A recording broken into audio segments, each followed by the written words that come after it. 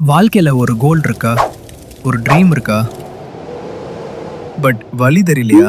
Stuck ஆகிறதா feel பண்றீங்களா? Stop right there. இங்க இருக்கு உங்க answer. Get ready to ignite your inner fire. Let's unlock your true potential together. What's full video? Kalam ஐயா பத்தி அவங்க எல்லாருக்குமே தெரியும்ல. ஒரு சயின்டிஸ்ட், பிரசிடென்ட், பெரிய மனுஷன். ஆனா அவர் வாழ்க்கை எப்படி ஆரம்பிச்சது தெரியுமா? ரொம்ப சிம்பிளா, ராமநாதபுரம் பக்கத்துல இருக்கிற ராமேஸ்வரத்துல ஒரு சின்ன மீனவ குடும்பத்துல தான் பிறந்தாரு. ரொம்ப கஷ்டமான காலம். சின்ன வயசுல ஸ்கூல் ஃபீஸ் கட்ட கூட காசு இருக்காலாம். அதனால தினசரி பேப்பர் போடுவாராம். காலங்காத்தால எந்திரிச்சு பேப்பர் எடுத்துட்டு போய் எல்லார் வீட்டுக்கும் போட்டு அதுல வர்ற காசுல தான் படிச்சாராம். அப்போவே அவருக்கு படிக்கணும்னு ஒரு வெறி. எவ்வளோ கஷ்டப்பட்டாலும் படிக்கிற ஆசையை மட்டும் விட்டதே இல்லை. கனவும் விடாமுயற்சியும் அவருக்கு சயின்டிஸ்ட் ஆகணும்னு ஒரு பெரிய கனவு.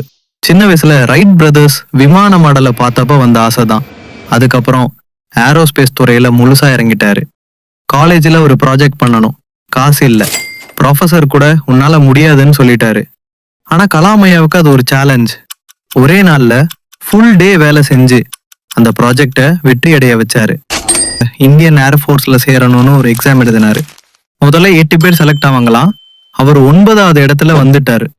அப்ப அவருக்கு ரொம்ப கஷ்டமா போச்சான். ஆனா அவர் அதை ஒரு தோல்வியா பார்க்கல. சரி, இது என் வாழ்க்கை இல்ல, வேற வழி இருக்குன்னு புரிஞ்சுட்டு வேற ஒரு வழியை தேடினாரு. அந்த வழிதான் அவரு இந்தியாவின் ஏவுகணை மனிதர்னு ஆக்கிச்சு. அது மட்டும் இல்லாம நம்ம நாட்டுக்கு பிரசிடென்டாவும் ஆனாரு. கலாம் ஐயா வாழ்க்கையில இருந்து நம்ம கத்துக்க வேண்டிய முக்கியமான விஷயம் என்ன தெரியுமா? லைஃப்பில் ப்ராப்ளம்ஸ் வரும், அது நார்மல்.